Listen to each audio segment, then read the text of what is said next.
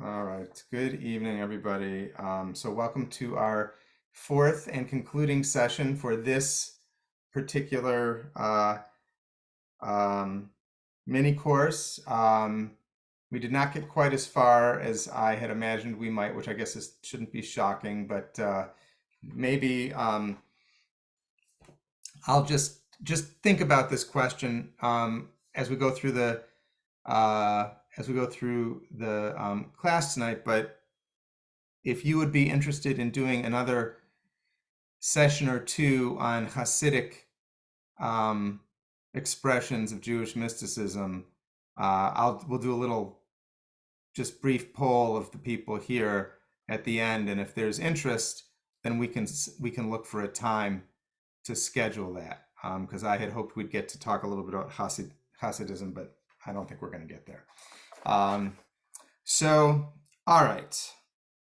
So I just want to just kind of remember at the end of last week's session, we took a look at the one or more than one of the maps of the 10 Sfirot, the 10 different divine emanations, which serve as a bridge from God as infinite to the finite, concrete, material world.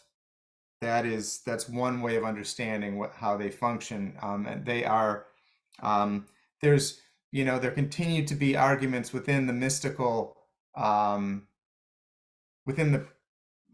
mystical practitioners, but also among scholars, about the question of whether the Sfirot are themselves the essence of divinity in a different form, or whether they are derivative and kind of expressions or tools or vessels, but not quite the same thing as divinity as it exists in the infinite.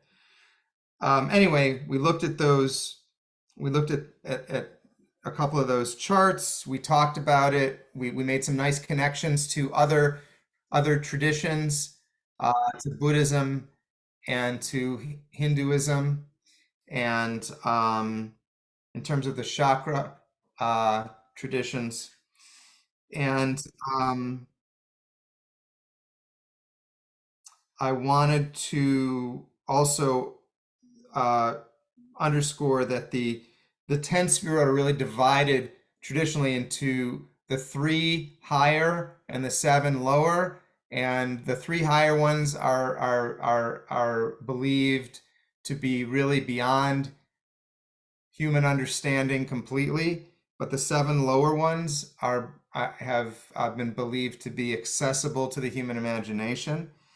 The 7 lower ones are also believed to have the potential for instability and disharmony that characterizes the material lower worlds, and that human activity in the material world has an impact. There's a reciprocal relationship between the 7 lower Sfirot, the energy of the 7 lower Sfirot, and how well it is being circulated and balanced, and what's happening in the material level of reality.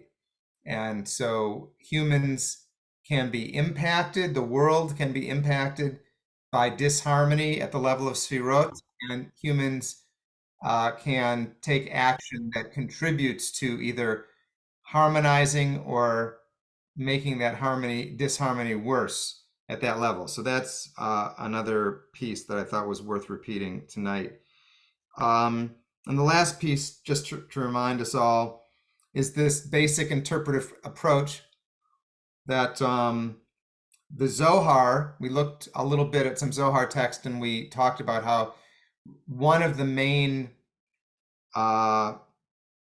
concerns of the Zohar is to reread the 5 books of the Torah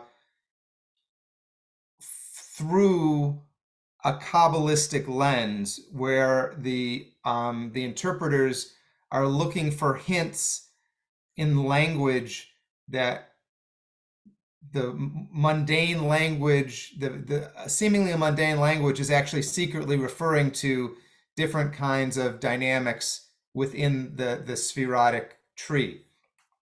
And we looked at a piece about Sukkot that demonstrated just that kind of reading. I know we're still we're still at 20,000 feet, and that is definitely the downside of doing this in a shorter time frame. But we are going to move on from the Zohar and kind of the Spanish, the era of the predominance of Spanish Kabbalah, and we're going to move into the next evolutionary stage of Jewish mysticism. And it is driven by what was one of the most significant collective traumas in all of Jewish history, which was the exile of Jews from Spain and soon after that from Portugal in the late 15th century. So besides the destruction of the temples and the Holocaust, the exile from Spain and Portugal may have been, and the general atmosphere in those countries leading up to the exile may have been the most traumatic experience that Jews have historically had. So a good chunk of the Spanish Jews actually ended up staying in Spain, converting to Catholicism. That didn't save some of them. They were still, brought into the Inquisition, but a good chunk of Jews also left, including some Jews who had already converted to Catholicism during the previous century. And they went to a number of different places. Some went to North Africa, some went to Italy. The most welcoming place to Jews who were leaving Spain was the Ottoman Empire. The leader of the Ottoman Empire was very, very happy to have Jewish exiles transitioning and moving into their territory. So a little while so this was happening right in the late 1400s.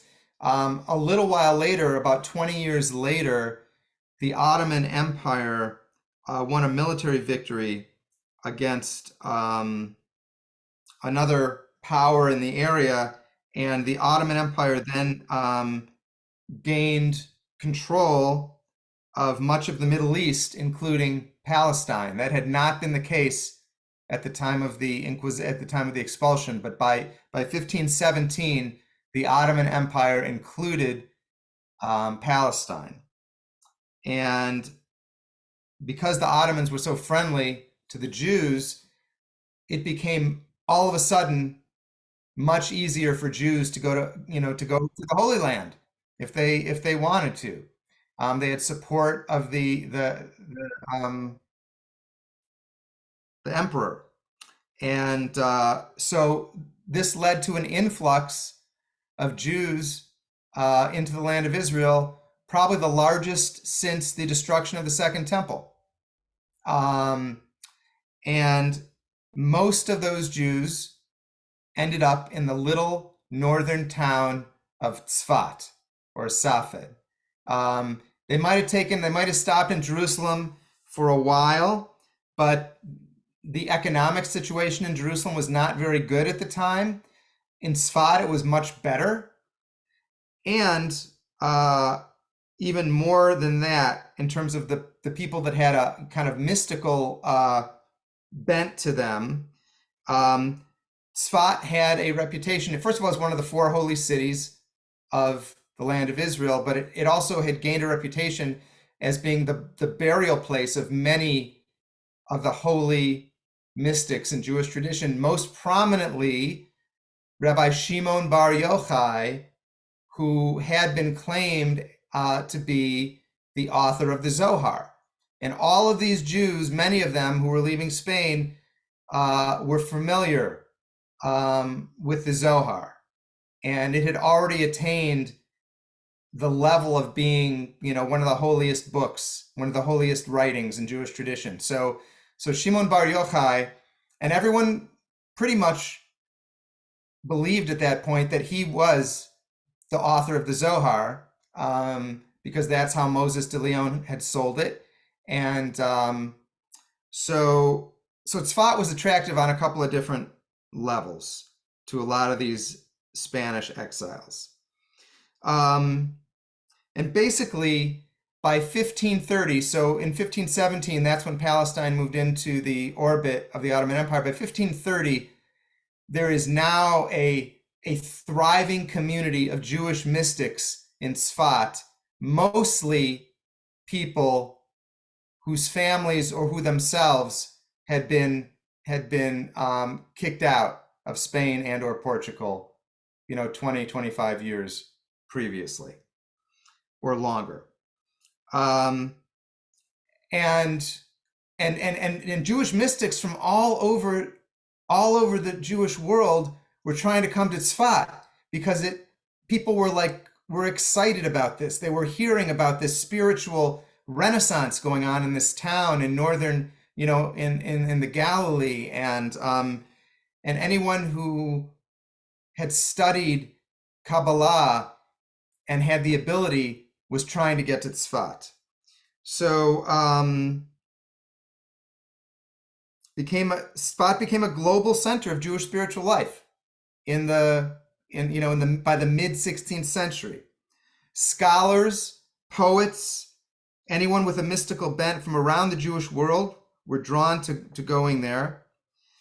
And this created this gathering of people who were knowledgeable and interested and excited about these new mystical, of course, they didn't see them as new. They saw them as ancient, but renewed ancient mystical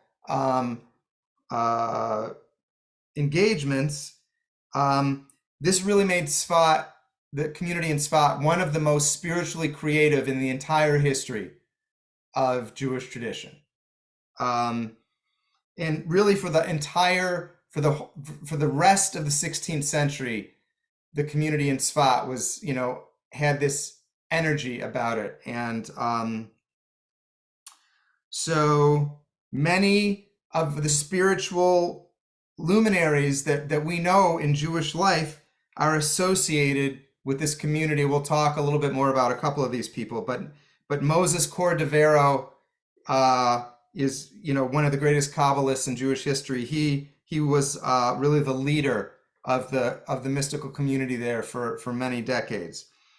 Joseph Caro, the author of the Shulchan Aruch. So people think of him again as a great halachist, a great legal mind, which he was, but he was also a great mystic, and his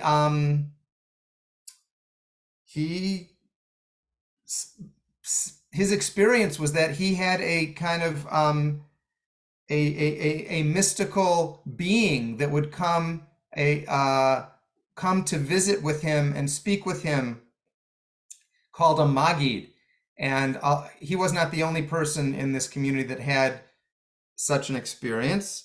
And so these were both very much, his book, the Shulchan Aruch, becomes the Jewish guide to Jewish law for the next, 400 years, and remains, a key piece in Jewish legal thought up until this very day. And he was a big mystic. He was involved in the mystical community in Tzfat.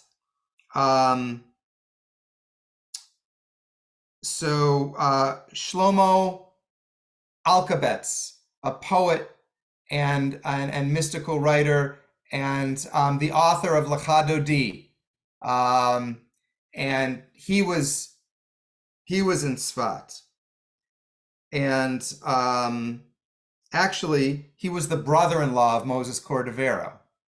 Chaim Vital, who was the person who ends up being the writer that most prolifically transmits Isaac Luria's teachings, because Isaac Luria didn't write anything.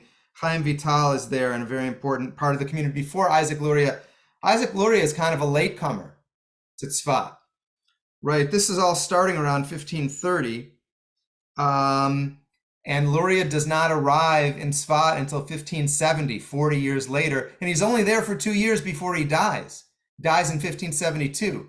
So he barely logs 2 years in Tzfat, but he's such a powerful figure and teacher that he really becomes the face of the mystical community of Tzfat, and he's the one, and not someone like, I mean, Moses Cordovero is still a very important person, but Isaac Luria is the one who, it's his teachings and his reframing of the Kabbalistic tradition that ends up having such a broad influence over the next several hundred years on Jewish life all over the world. So we mentioned some of this last week, but I'll just reiterate it. Many of the rituals that we, beloved rituals we take for granted today were created in this Tzfat environment. So Kabbalat Shabbat, Lecha Dodi, and all the rest of Kabbalat Shabbat, that came out of Tzfat. The Tikkun Leil Shavuot, the all-night study session on Erev Shavuot, is a Tzfat tradition.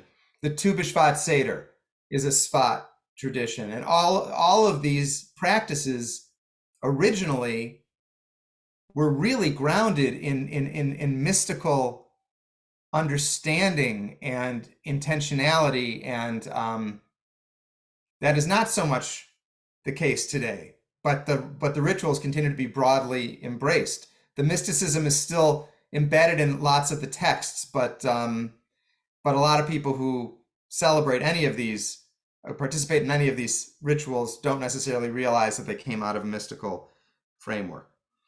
Okay, let's talk about how the Tzfat, how Kabbalah evolves in the context of the Tzfat community. And there are really two different stages. There's really the pre-Lurianic and the Lurianic. And there is evolution in both, but Luria is a more, radical kind of evolution. But even before Luria, there is a strong emphasis on democratizing mystical understanding rather than reserving it for the elite. Up until Tzfat, if you were a Kabbalist, you didn't tell anybody you were part of a Kabbalistic group. You didn't share any information. You didn't bring it into your synagogue. It was, it was very much a secret society. And that was because there was a concern that people who didn't understand it, that it would be dangerous and you could lead people astray, and only people who really were grounded and had good teachers and really, again, a kind of a deep understanding were welcomed into these secret circles. But in Tzfat, there was a sense that more people needed to know about this. And there was a very particular reason that was the case. So in Tzfat, for the first time, mysticism and messianism became really integrated. That had never been the case before. Like if you were a pre-Tzfat, if you were a mystic, you did understand that your actions could make things better for the, the flow of divine blessing coming into the world, and you would try to do that. You would try to help out. You wanted the flow to work, and it could help you and it could help other people. But the idea of kind of like moving the very getting, participating and having an impact on the flow of history overall, that was not something that the Spanish Kabbalah was really focused on. But in Tzfat, that became a much bigger deal. That the mystical practices would actually hasten the coming of the Messiah. Now, there were two there were kind of two, this is still pre-Lurianic, okay? So there were two phases to this messianism. The first one happened right after the expulsion from Spain. And there were several major rabbis who saw the expulsion from Spain as a sign that we were in the end of days. And so one of them was this guy, Isaac Abarbanel, who was a very famous late medieval rabbi. And he began to write about, how we were, the Jews were living in the end of days. And as terrible as the expulsion was, it was a necessary evil so that the messianic days would arrive. And he was very convinced, and there were some other rabbis who joined him in that. And that happened, and they were making predictions of the year that the Messiah was going to come. And 1524 was a popular year amongst these rabbis that, that was far enough into the future. They were writing, say, in the late 1490s or the early 1500s, and they were like, oh, there's plenty of time for the Messiah. Well, 1524, of course, came and went, and there was no Messiah. And so by the time the circles in Sfat were really revving up in 1530 and afterwards, there had been a lot of disillusionment from this initial kind of messianic fervor that came out of the expulsion from Spain. And what the kind of the mystical culture amongst the practitioners in Sfat, the consensus that they came to was that the expulsion was not a sign that the Messiah was about to come. On the contrary, the expulsion was a huge sign that things were not good in the upper worlds. It was actually a physical manifestation of all the disharmony that was existing currently within the world of the Sfirot. And the rabbis of Tzfat, they maintained this kind of blend. And the other thing that was true about by the way, the earlier version of the Messianism right after the expulsion was that the people who were promoting these ideas, they might have drawn proof texts from the Zohar, but they weren't really integrating the mystical philosophies and the messianic understandings. But the rabbis of Tzfat, they did do that. They actually wanted to show that that mysticism was wholly enmeshed with a messianic process, and that had never been done before. No one had ever made that, brought that blend to fruition before. So let me just see where I want to make sure I didn't forget anything. Okay. So, right. So for them, for the new, the newer arrivals in Tzfat, they felt like they needed to work that much harder spiritually to make up for what was clearly a huge problem among the, in the world of Sfirot. And the expulsion from Spain was the material expression of that huge spiritual problem that spiritual storm that was taking place among the Sfirot. Now, so the Tzfat synthesis took this idea that they inherited from the Spanish Kabbalah, that human beings are connected to the world of Sfirot and vice versa, but then they expanded it. We're going back to this democracy idea again. They expanded it so that everybody was connected to, every action was either going to be helpful to the dynamics of the Sfirot, or it was going to worsen those dynamics, both the actions and the intentions of the people that were acting.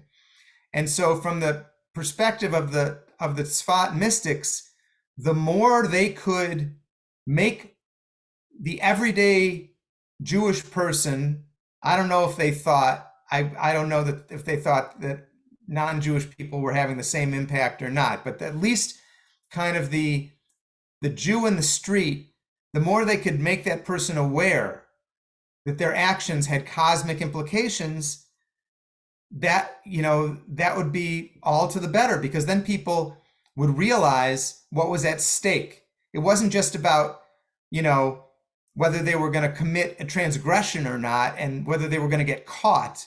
They were actually harming the divine level of reality in that action. And in that process of harming, they were pushing further off the arrival of the messianic redemption. So this was a huge, there was a lot at stake. Let's see. So every sin made it worse. Every act of devotion, ritual and ethical, or penitence, asceticism became very popular among the rabbis of Tzfat, because they felt, again, that if they practiced, the more they practiced these ascetic deprivations, it was going to help. It was going to help the upper worlds, and it was going to help to bring the Messiah sooner. Now, they didn't think the Messiah was going to come in the next decade or two. They understood that they had a lot of work to do, but they maintained this belief that if they could strengthen their own practice, and if they could spread knowledge of these practices throughout the Jewish world, that they could actually speed up the process of history and help to bring the Messiah.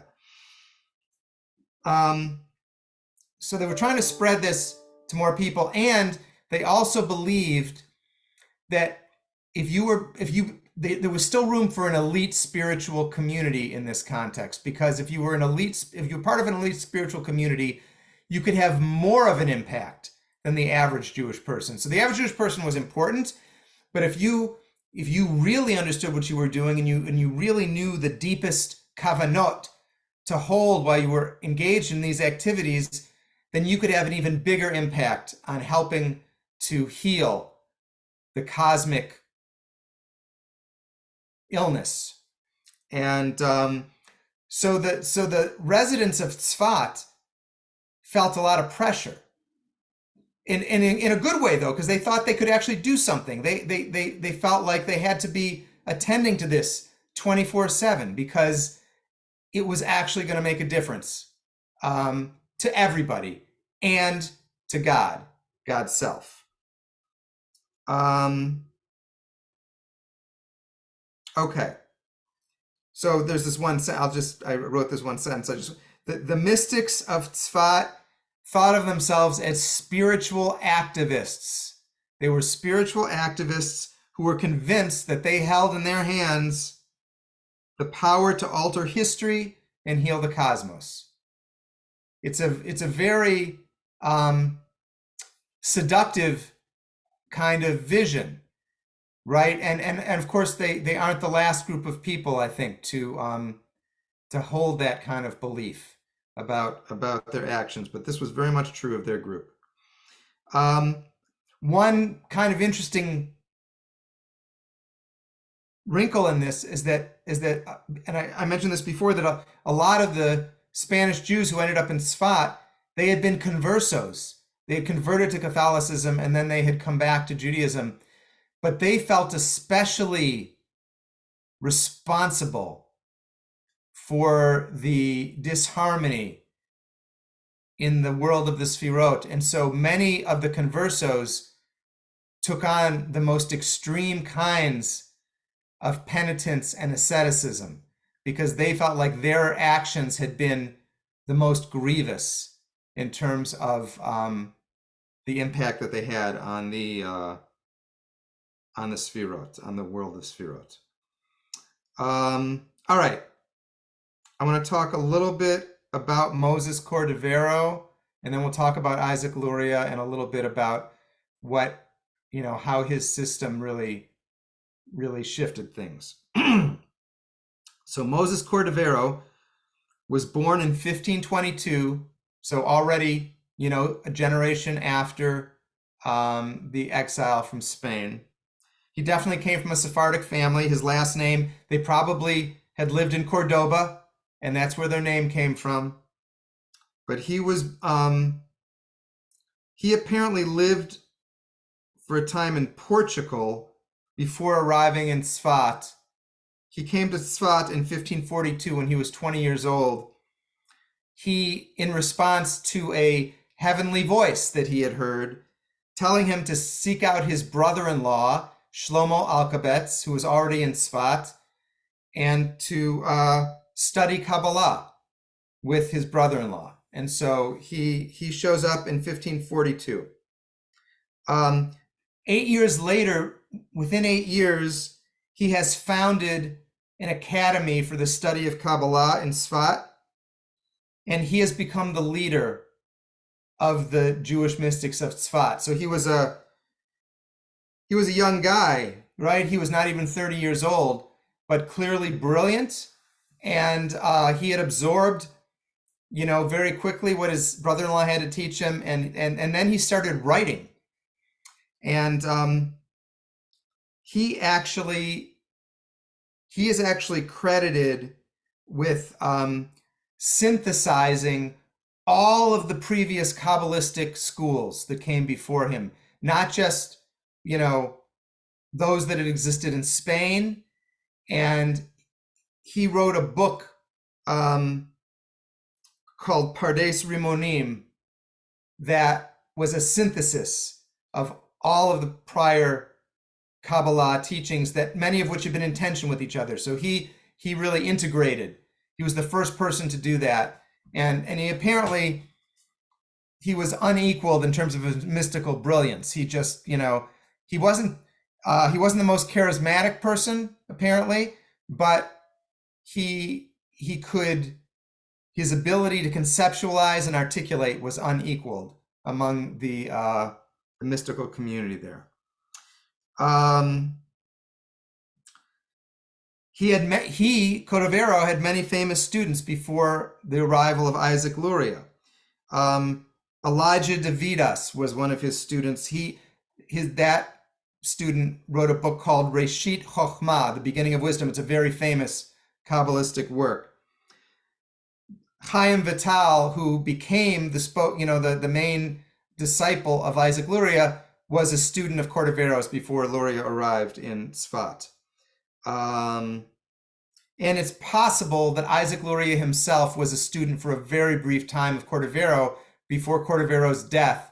And Cordovero died the same year that Isaac Luria arrived in Tzfat in 1570. So they may have overlapped for just a few months. But so it's unclear if they actually established a mentor-disciple relationship or not. Okay, so I mentioned he wrote Pardes Rimonim. He wrote a book called Or Yakar, The Precious Light. This is a 16-volume work,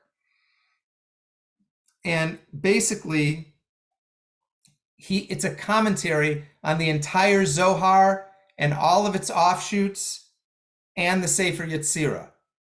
So he did what Rashi did for the Torah and the Talmud. He did for all the core mystical works of Jewish tradition. He wrote a commentary to 16 volumes. He also wrote a book. This is probably his most well-known book, but it's not his greatest work. It's called the Palm Tree of Deborah. Some of you may have encountered this. It's basically it's an early work of Musar. It's applying Kabbalah to the traits that we want to cultivate within ourselves, and using the Sfirot as the framework for the cultivation of those traits. And I will mention at this point that this became a whole genre in Jewish life, Kabbalistic ethics. And he was one of the first people to do this, Cordovero. But like Moshe Chaim Luzzatto wrote several works that became very, very famous in this regard, and many people that followed after them. And it was the Kabbalistic ethics that were most successful at penetrating kind of throughout the Jewish world. So that's how Kabbalah became the dominant form of Jewish spirituality for a couple of hundred years. It was the Kabbalistic ethics that really was the vehicle that transmitted these understandings more widely out into the Jewish world. Okay, let's turn to Isaac Luria, whose last name, by the way, was Ashkenazi, which is kind of interesting. So at least his father had an Ashkenazic background, but he was born in Jerusalem in 1534. About 12 years younger, what did I say? Yeah, 1534. And his dad died when he was really young, and he had to move. His mother took him to Cairo, where she had a brother, and he was raised by his uncle in Cairo. And his uncle made sure that he had the best rabbinic teachers, and he became a very good student of rabbinic texts. He learned Torah, he learned Talmud. And then around the age of 22, in 1556, he got a hold of a copy of the Zohar somehow. It had just been published for the first time.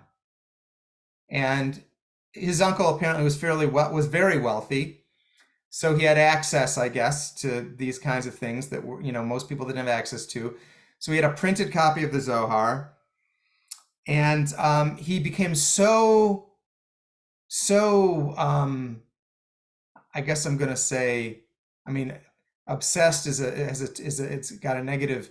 He was so enraptured with this text that he became a recluse, and for 7 years he spent 6 out of every 7 days in a hut by himself on the Nile River studying the Zohar. He would come home for Shabbat and see his family, and then he'd go back out to his hut on the Nile and study Zohar. So this happened for 7 years, according to, I guess, the best people can guess about this.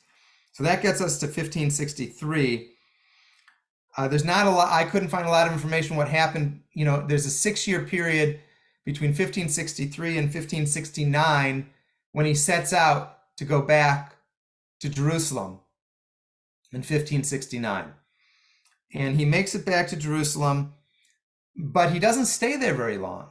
And maybe it's because what he really wants to do anyway is to go to Tzfat, because he knows by that time the community in Tzfat had really gained global fame in the Jewish world. It had already been, in existence in a high-powered way for 40, almost 40 years.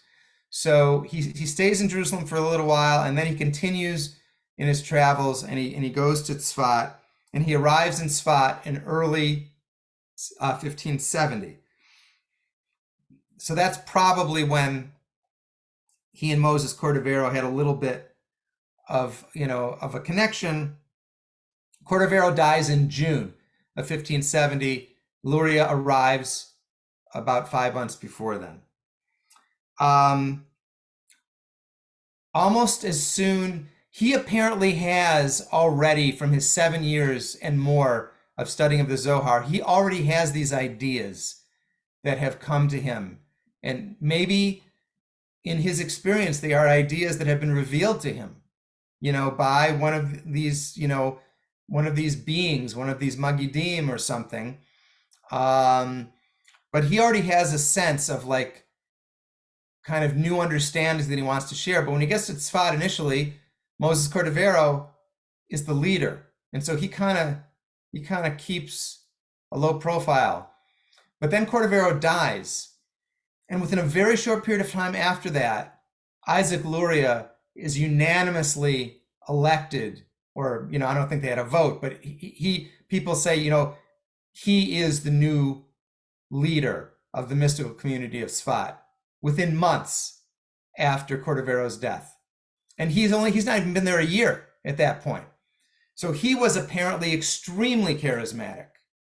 He wrote almost nothing.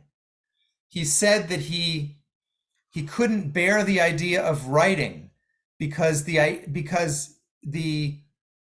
thoughts were in his head. He would say everything is connected to everything else. There's no way I could get it down on paper. And so he didn't ever try to write. He would talk, he would give, teachings, but he left it up to his disciples to capture his teachings and put them down in writing.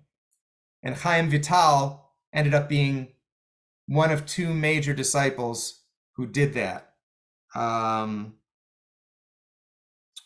Let's see. All right. So let's talk very briefly about his most, famous. He has three really famous, innovative, mystical ideas. And I imagine most, if not all of us, have encountered all of them previously, but I think they're worth underscoring. So the first one is this idea of tzimtzum, of divine contraction or withdrawal. It's in his version of the creation, Luria's version of the creation of the universe, Ein Sof, the infinite. Luria is trying to figure out, how can there be a universe? Because the infinite is everywhere. Where is there room for a universe to be created? And so he taught that the infinite divinity withdrew or contracted into itself and left a void or a vacuum that would serve as a receptacle for the creation of the universe. And so one thing that's different and interesting about this idea is that the very first act of divinity, the very first creative act, is an act of withdrawal or contraction. That is brand new in the mystical literature, because up until now, this idea has been creation happens through emanation, and it's like it's an outward moving process, it's a forward moving process. But Isaac Luria says, no, the first act was one where the divine had to try to decrease itself in order to leave room for the creation of the universe. So once that empty space existed, then Ein Sof there was this narrow beam of light, and this is we'll read this text. It's it's difficult to understand, but this is how it's described. This beam of light that is sent back into the void, and the vessels are sometimes described as either being receptacles of the light or as being guiders of the light. But in either case, some of the receptacles, not all of them, cannot handle the power of the light, even though it's a small fraction of the entirety of the divine light. And so the vessels shatter. And this is the second big Lurianic concept, Shvirat HaKelim, the shattering of the vessels. So we had contraction, the vessels shatter, and then the shards of the vessels that break and some of the sparks of light fall downward, whatever that means. And eventually, that downward motion lands them in the lower worlds that maybe didn't exist, and when the Shvirat, they didn't exist yet when the Shvirat HaKelim happened, but by the time eventually the shards and the sparks are trapped in the lower world. And so this leads then to the third big new idea from Luria, which is tikkun, or tikkun olam, which has come to mean something very different in contemporary Jewish life. But in his usage of it, tikkun olam was the process of human beings helping to release the trapped sparks, allowing them to return to their source in the upper worlds, and that when all the sparks were found and liberated, then the universe would experience a healing and a repair. Not just God would experience a healing and repair, and everything in the universe would follow suit. So those are the three big Lurianic ideas, and this was a potent mixture, the mysticism and the messianism.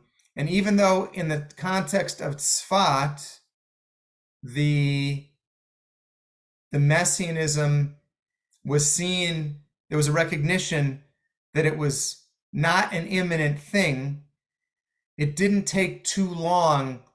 Within the next century, this potent combination is what led to the whole movement of Shabtai Tzvi, the false messiah, who literally convinced hundreds of thousands of Jews, many of them learned, that he indeed was the Messiah.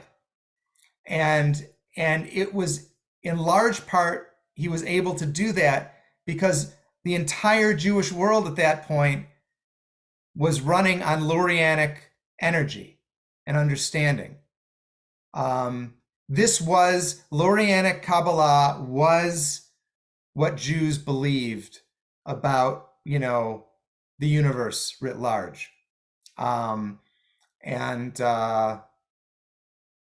all right, let me stop there. I may have missed comments or questions or anything, so I apologize for that. And then we can look. I do have a little bit of text from Chaim Vital's book that gives the description of the breaking of the vessels, the contraction, the breaking of the vessels, that we can look at, just because I think it'll be interesting to see, the original version of that text. Alan?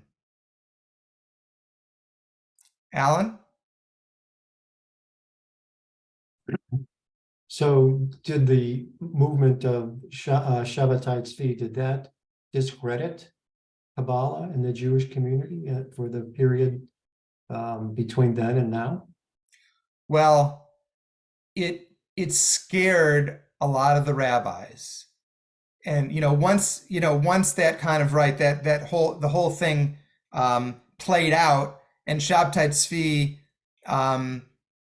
when he meets up with the Sultan, who challenges him to convert or die, and he converts to Islam on the spot, in front of these, his followers who have walked God knows how many hundreds of miles or more, because they were on their way to the Holy Land, right? They were leaving Europe and they were walking to the Holy Land following the Messiah.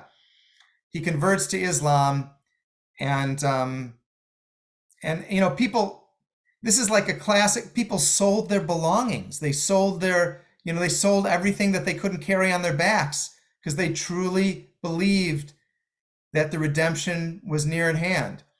So I think it did do some harm, especially the messianic part of the Lurianic,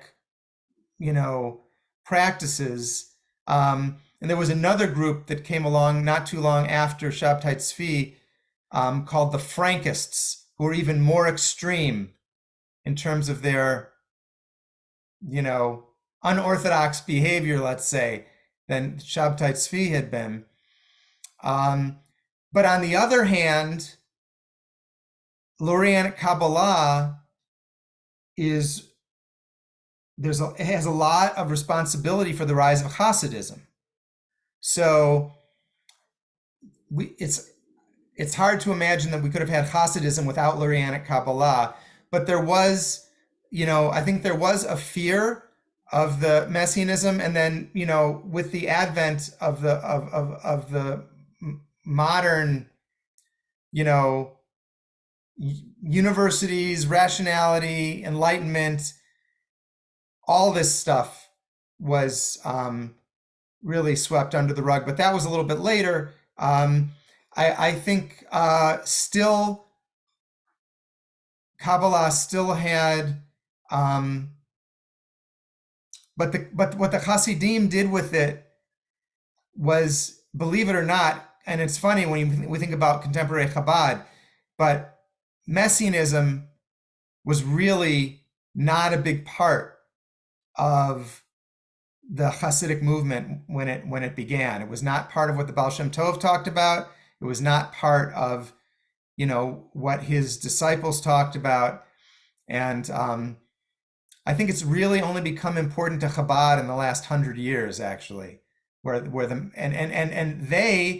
when you think about what they do today, they're really the spiritual descendants of, most closely, of Luria, because of their sense that, every Jew who does a mitzvah brings the Messiah closer to arrival. That is the MO of why Chabad does what it does. And that is a very Lurianic perspective. And in fact, in Chabad, a lot of the Chabad customs draw from Lurianic practices. And when they differ from other Eastern European, other Ashkenazic practices, Chabad will adopt the Lurianic practice. So anyway, I think I don't know if I answered your question so clearly. Okay, okay. Thanks, Alan. All right. Alan.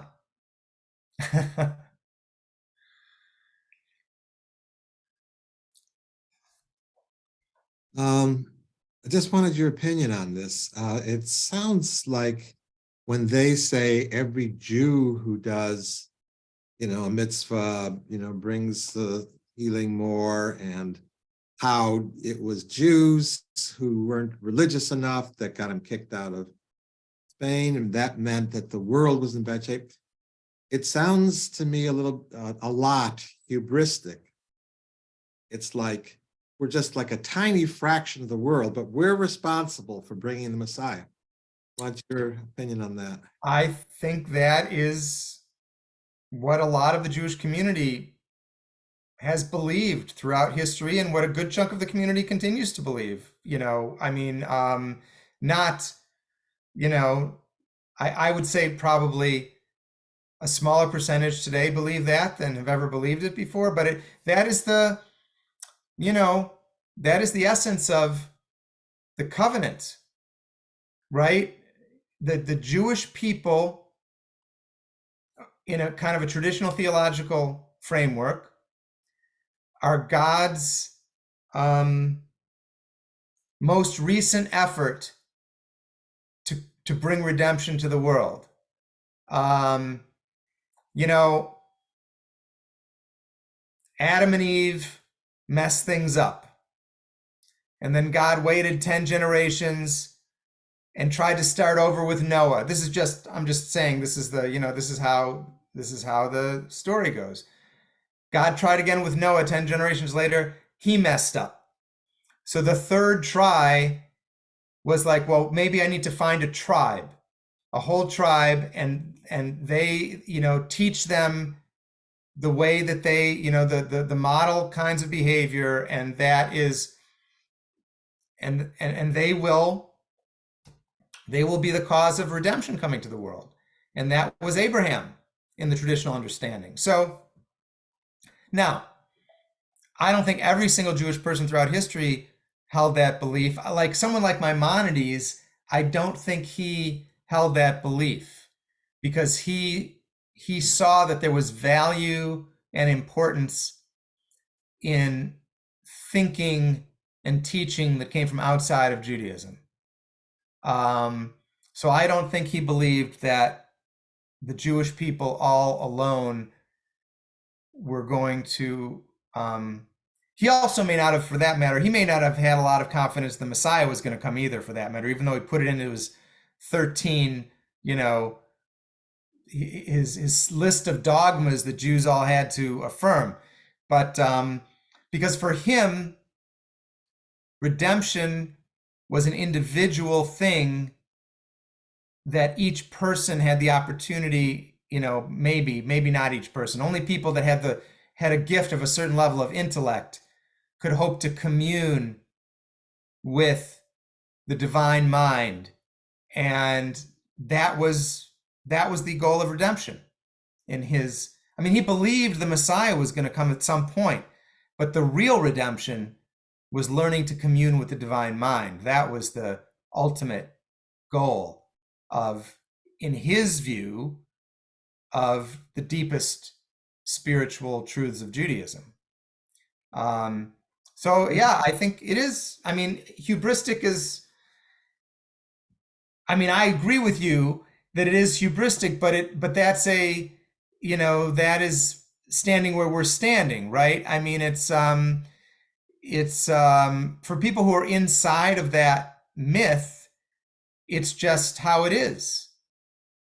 Like that's how it is. Is that, I thought it was antithetical to Reconstructionism. Oh yeah, absolutely.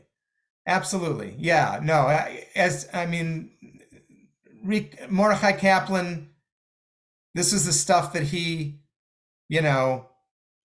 could not wrap his arms around. This is the only thing that he thought couldn't be reconstructed. I mean, this is an expression. It is an expression of Jewish chosenness. It's, but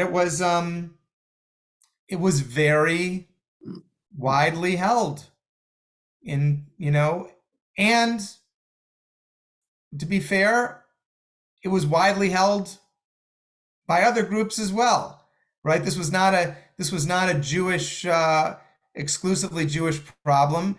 In the pre-modern world, maybe it's true that every tribe or society thought that it was chosen by God to, be the top of the human hierarchy. Mark?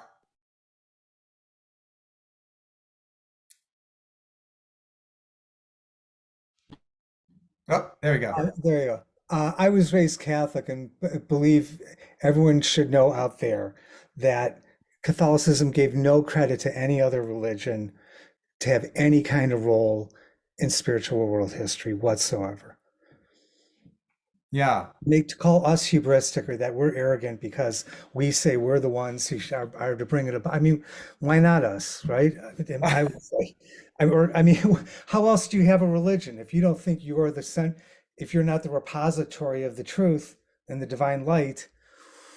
How does it last? But clearly, I was taught that all other religions were false, all other strains of Christianity, except for Roman Catholicism, were false and were in grave error and sin before God. The Jews God had given up on us 2,000 years ago. That's why Jesus came to earth, because we had utterly failed.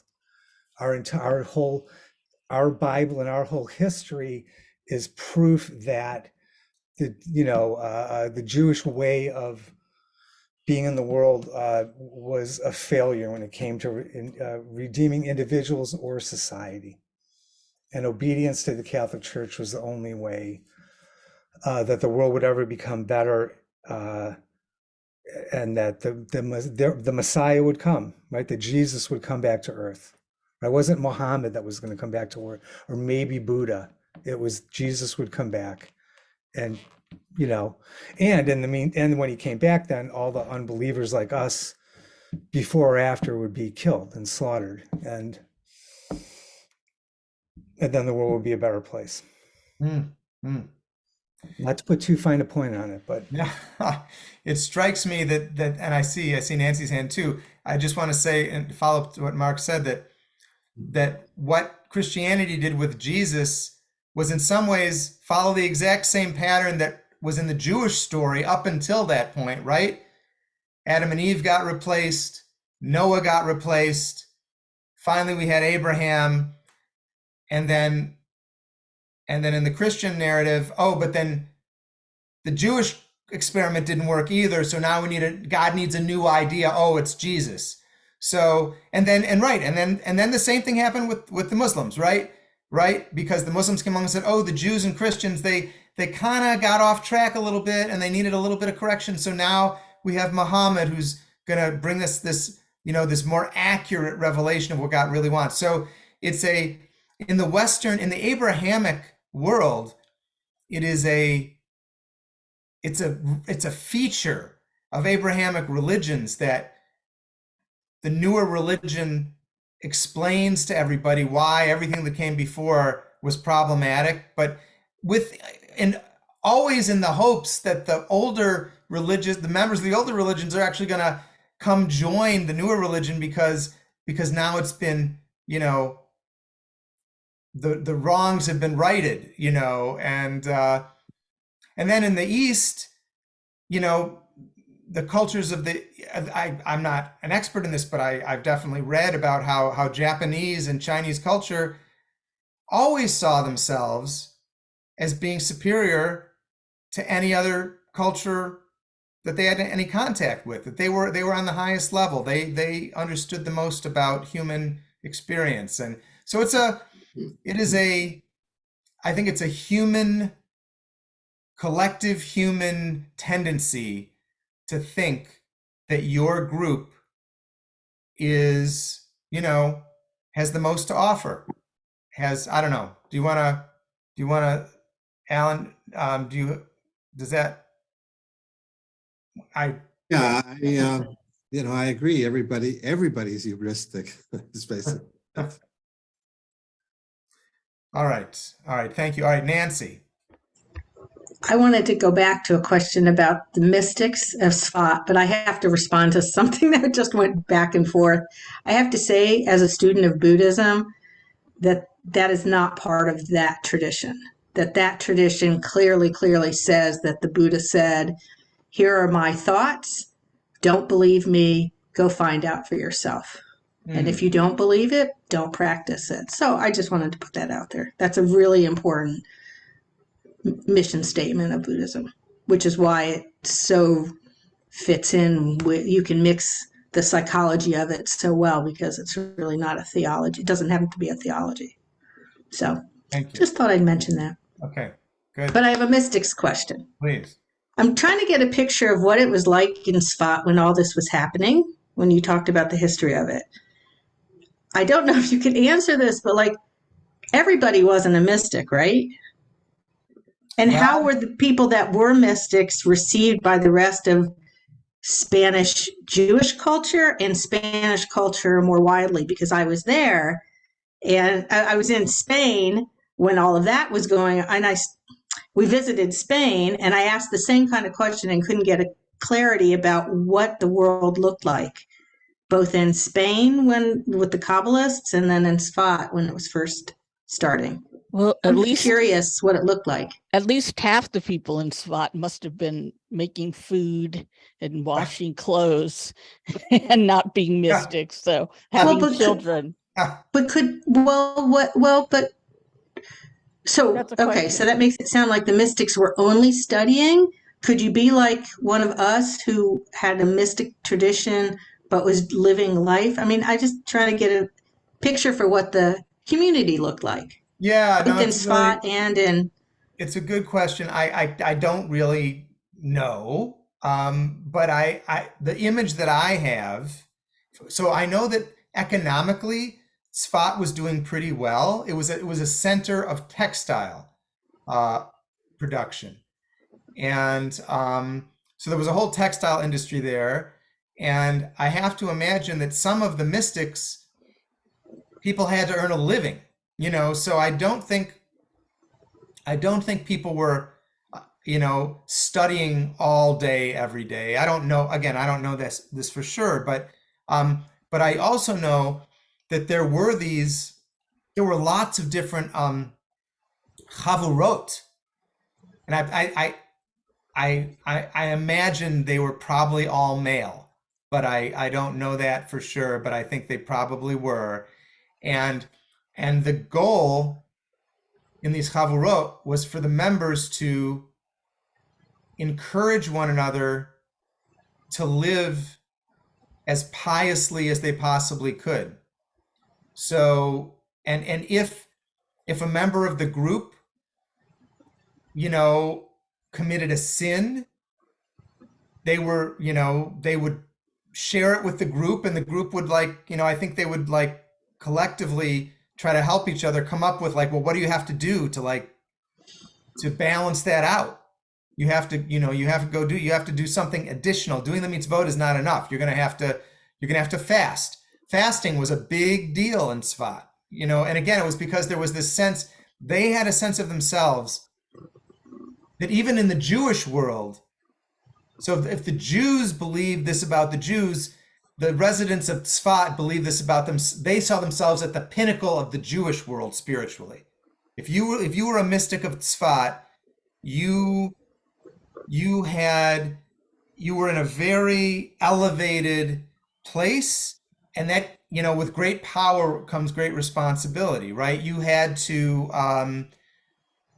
be extremely conscientious about your actions, and when you slipped up, you had to do things to make it up. So it was so I imagine, so it was I imagine it was kind of a serious place.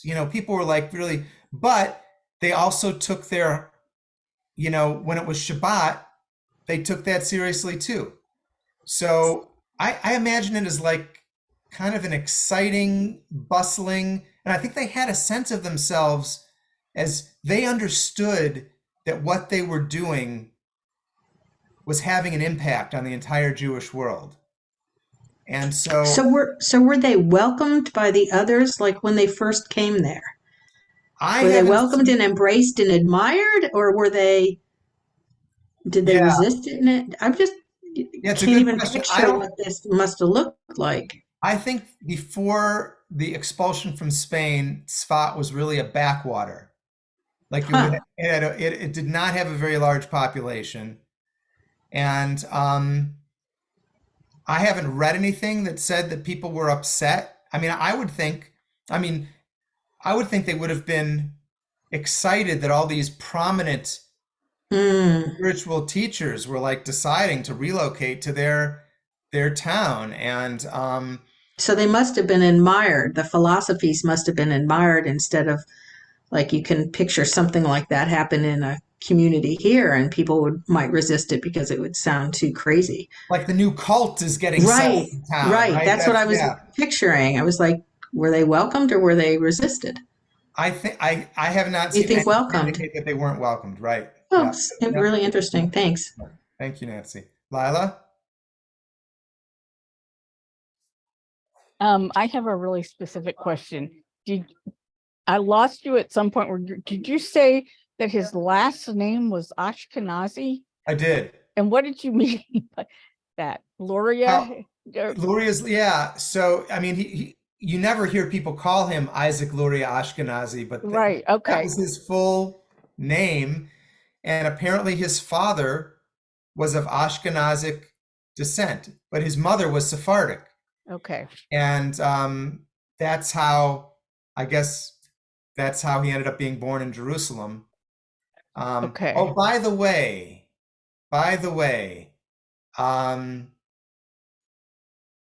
the whole community of the Tzfat mystical community firmly believed that Isaac Luria was someone called the Messiah, the son of Joseph. In the mystical tradition, there are two different components to the messianic process. There's the Messiah ben Yosef, or Mashiach ben Yosef, and Mashiach ben David. And they thought Luria was the first Mashiach ben Yosef.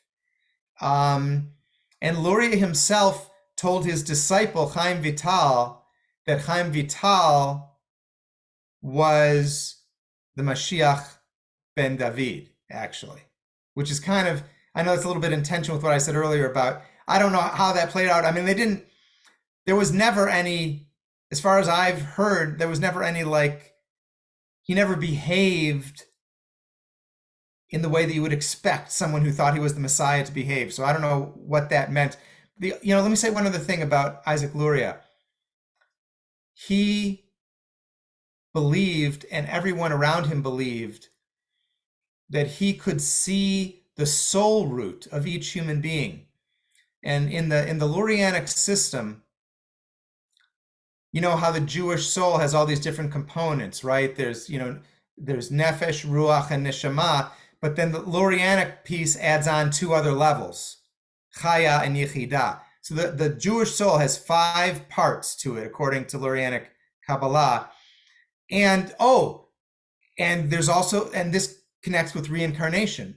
So he believed that he could see for each person for each part of the soul of each person, where that soul had existed in previous incarnations. And he could tell people what they needed to do to bring tikkun to their own soul, to bring a healing to their own soul. So this was another whole piece of the culture of Tzfat, was this idea that people were thinking about who did my soul belong to 10 generations ago? Where did it come from? What kinds of transgressions did it commit?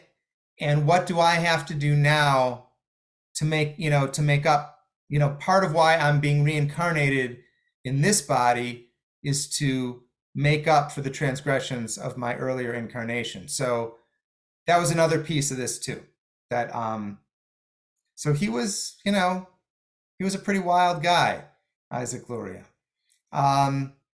Okay. Should we look quickly at the text from Chaim Vital? We can just, there's not going to be anything like, it's just kind of the original version, that this whole story that we've, been exposed to over the years, it's where it comes from. I'm going to paste the link in the chat for the folder. And that should take you to the Mysticism folder, and you're looking for the description of Tzimtzum and the breaking of the vessels. If you can grab that. It's a PDF.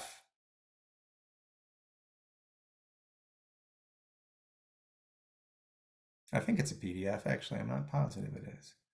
It's not a Word file, though. It looks like it is. Mine came out sideways. Does anybody know? Can you switch? Sorry about that. Let's see. Can you flip it?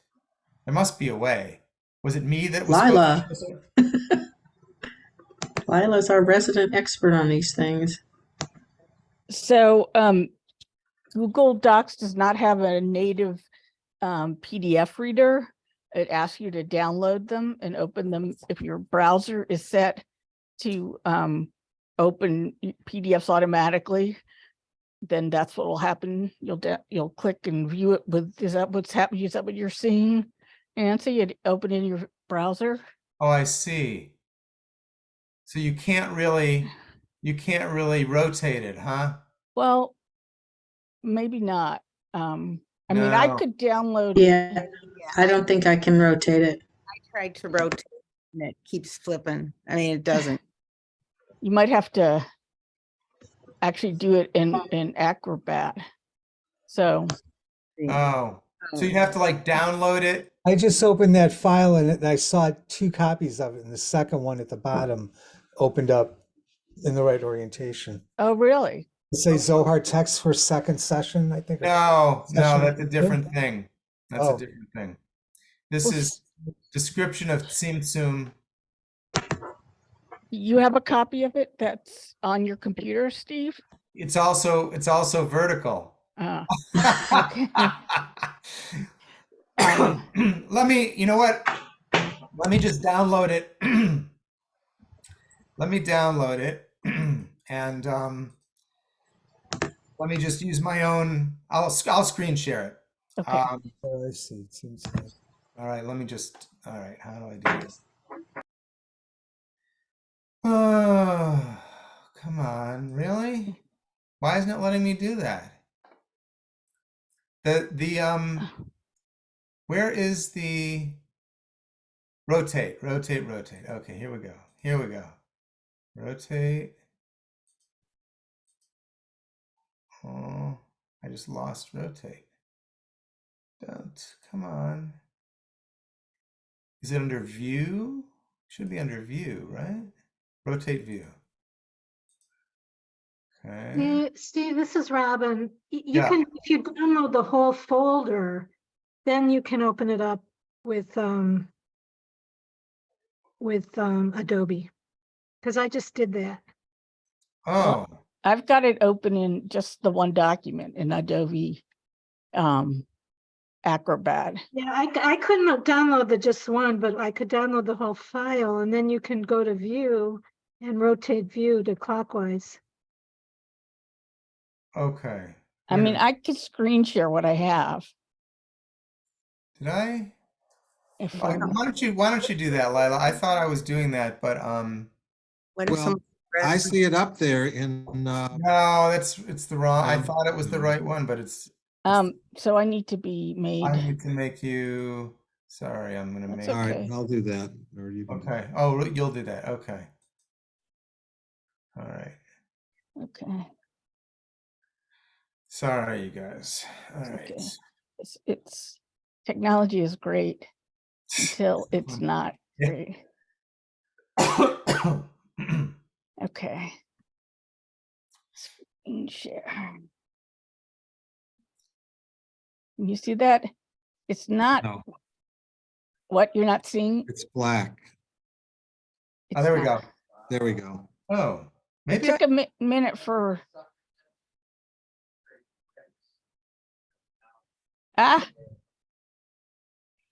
Sorry. this is a. No, we can see it. It's just not very. Oh, it's Can you this see? fi- this file has just made my Acrobat crash. Oh, you're kidding. Oh, that's what, shoot. I don't know. You seeing that? That is saying Adobe Acrobat is not responding. All right, stop screen share. I can You know screen. what? I got the. Okay. Would you I just got- want to read it? Maybe.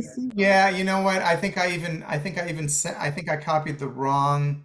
It feels so bad. All right, sure. All right, I apologize. Let me read this to you. All right, I won't read the whole thing because it's a page and a half, but this is from, by the way, thanks to Carol Stern, I'm gonna put into the chat before we end a couple of links to Daniel Matt. This is from Daniel Matt's book, The Essential Kabbalah, which is it's just got translations of mystical texts from all across Jewish history, and he's a really good translator. And Carol sent me some links to him speaking about different mystical topics on YouTube, and he's great to listen to. So I'll try to put those in the chat. All right, here's the original, at least what Chaim Vital remembers hearing from Luria. When the supernal emanator wished to create this material universe, it withdrew its presence. At first, Ein Sof filled everything. Now, still, even an inanimate stone is illuminated by it, Otherwise, the stone could not exist at all. It would disintegrate. The illumination of Ein Sof clothes itself in garment upon garment. At the beginning of creation, when Ein Sof withdrew its presence all around in every direction, it left a vacuum in the middle, surrounded on all sides by the light of Ein Sof, empty precisely in the middle. The light withdrew like water in a pond displaced by a stone. When a stone is dropped in a pond, the water at that spot does not disappear, it merges with the rest. So the withdrawn light converged beyond, and in the middle remained a vacuum. Then all the opacity and density of judgment within the light of Ein Sof, like a drop in the ocean, was extracted. Descending into the vacuum, it transformed into an amorphous mass, surrounded in every direction by the light of Ein Sof. Out of this mass emanated the four worlds: emanation, creation, formation, and actualization. For in its simple desire to realize its intention, the emanator relumined the mass with a ray of light withdrawn at first. Not all of the light, because if it had all returned, the original state would have been restored, which was not the intention. All right, let me do one more little piece. To fashion pottery, it's so interesting that he's speaking about, like, it's like he's teaching a class, right? He's using all these analogies. To fashion pottery, the potter first takes an unformed mass of clay and then puts his hand inside the mass to shape it. Now, just so, the supernal emanator put its hand into the amorphous mass, that is, a ray of light returned from above. And this light began to enter the mass. Vessels were formed. From the purest light, Keter, next Chochmah, then Bina, and so on, through all 10 Sfirot. Since Keter was the purest and clearest of all the vessels, it could bear the light within it. But Chochmah and Bina, though more translucent than those below, were not like Keter. Not having its capacity, their backs broke and they fell from their position. As the light descended further, 6 points appeared, 6 fragments of what had been 1 point of light. Thus the vessels shattered, their spiritual essence, the light, ascended back to the mother's womb, while the shattered vessels fell to the world of creation. So that's the story of the creation story according to Isaac Luria as told by Chaim Vital. So the supernal emanator, that's God. Yeah, that's Okay. Yeah. So anyway, Nancy. Was he on drugs? I mean, where did he get? I mean, did he have mystical visions to bring this to mind? Where did all of this come from? It's beautiful and it's poetic and it's creative and it's mind blowing to me that one person could just have all of this,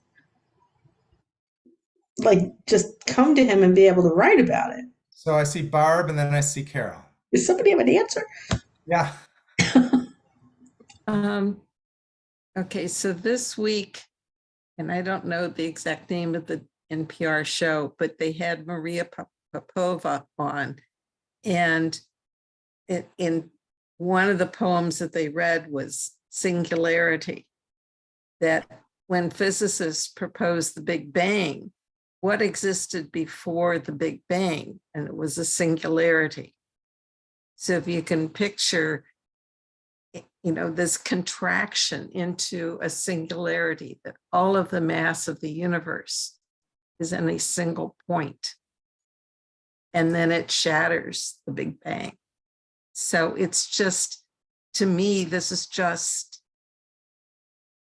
incredible that here is a mystic who came up with this, and maybe he was on drugs, but came up with this centuries before physicists come up with the Big Bang theory and the need for a singularity prior to the Big Bang. Thank you. That's cool. Thank you very much, Barb. Carol? Um, this is just an inference because I think what's hard for us, and I really urge some of you to check out this stuff with Daniel Matt, because he makes it a little more, brings it down to civilian level, some of the concepts. But I mean, what I've come to appreciate is, these were people that really knew the Torah, like inside out, or you think, I mean, you even think of the Talmud. I mean, there's a lot of writing, even though this seems very much out there and filled with metaphor, that I just think there was a lot of, that type of talk among some of the, I mean, you think of people sitting around learning Talmud, talking Talmud or studying Torah all day. I mean, I just have a feeling that it's hard for us to relate to it, but that it had a little more grounding, even though it's pretty wild.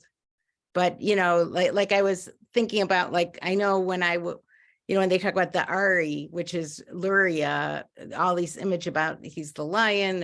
And when you were talking, Steve, I Googled something came up about, much of what you said, but it's not totally like just out there, but I think it's hard for us to relate in that way, because we're not that well versed in some of the images or some of the poetry or art at that time. Because from the little bit I gather about Tzfat, and when I was there, I mean, it's so rich in a lot of art and poetry. I mean, it's just there's just things there that I found it much more like, I mean, it's a very old city, but I don't think it's just these people are tripping or making these things out of nowhere. I mean, I think it was in the culture, and especially you think even of Spain and, that whole, not just Spain, but that whole period was filled with poetry and images and those types of things, and people speculating, even in the church, speculating about the nature of God, that type of thing. So, I mean, it's not a scholarly, it's just a guess. Yeah, no, I think, I mean, there was a whole environment of these kinds of conversations going on, no doubt about that. And yet, like someone like Isaac Luria still kind of transcended that in some ways, and but I do want to say, and Nancy, you know better than any of us here, he was meditating for 7 years by the Nile. So I think he had a week-long retreat every week, almost, and he was reading this book that was just really feeding him all of this really powerful imagery that he'd never encountered. Like, it seemed like maybe he'd never learned about this stuff, and then he someone gave him, maybe his tutor gave him a book of the Zohar, volumes of the Zohar. Like, it would be like the equivalent if no one had ever studied quantum physics and someone hands you a book by Stephen Hawking, and you're like, and you've got all the time in the world to think about what Stephen Hawking is teaching, and it's mind-blowing, right? So I don't know. I think he definitely, I mean, who knows what he how much of the myth that surrounds him reflected, actuality or not, but they say that, outside of the Zohar, he's the most influential, his mystical teachings are the most influential of, all of Jewish history. And So go ahead. You said he was not charismatic? No, Luria was very Okay, charismatic. all right. So Moses Cordovero was less charismatic, but he was like a better thinker than I Luria. see. Like, he was a Okay. systematizer. He he really admired, Cordovero admired Maimonides, and he wanted to do for the Zohar and for Kabbalah what Maimonides had done for philosophy and Jewish life. Right.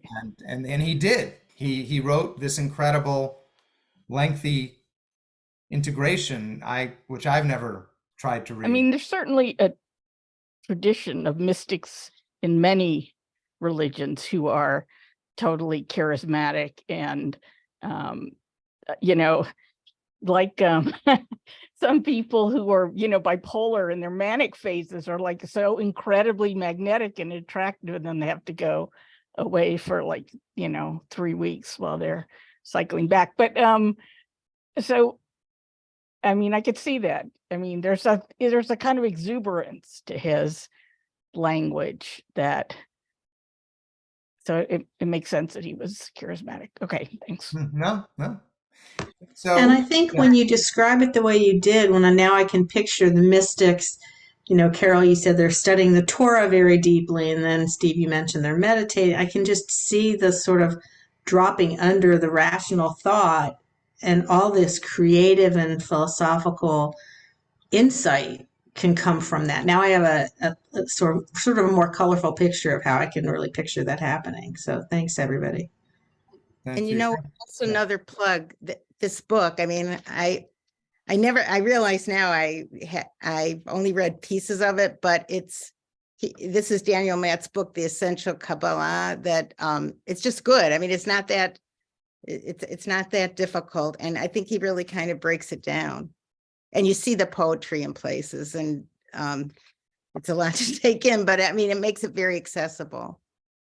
So. Thank you, Carol. And I want to point out that I did put in the chat 2 links to YouTube talks by Daniel Matt, if anyone wants to check those out. Does anyone have any, I don't know, Alan or Lila, if you have any thoughts about a way to, I don't want to really put anyone on the spot right now, about whether you would be interested in doing a couple of sessions on Hasidic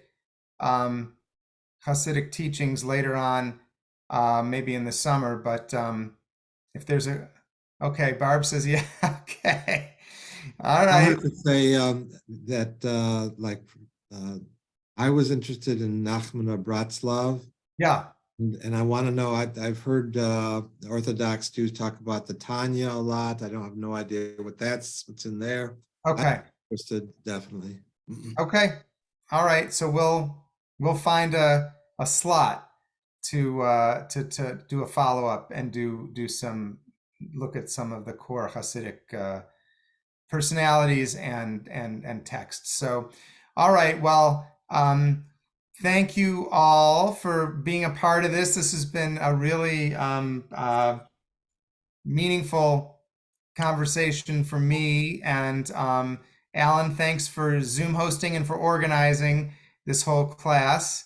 And we will we'll get something else. We'll get something on the calendar for Hasidut, and wishing everyone a good, safe, and healthy week. And if you're starting your Pesach prep, I hope that is not too stressful. And see you all. Hopefully, we'll see. Hopefully before Pesach. That's. But if not, we all have a liberating Pesach. All right. Have a good night. Take care. Thank you. Thanks. Thank Bye. you. Thanks, Steve. Thank you all. Thank you.